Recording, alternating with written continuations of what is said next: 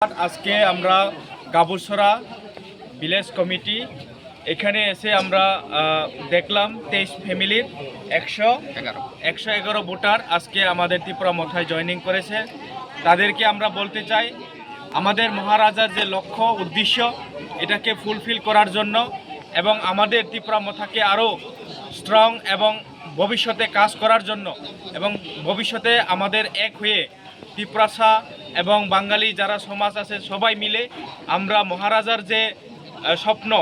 এবং 2028-এ আমরা চাই আমাদের যে সমস্ত মানুষ আমরা শান্তিপূর্ণভাবে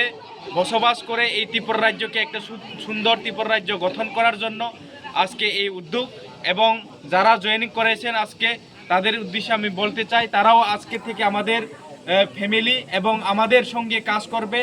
ভবিষ্যতেও আমরা তাদের সঙ্গে কাজ করব, এক হয়ে আমরা এই ত্রিপুরা রাজ্যকে আমরা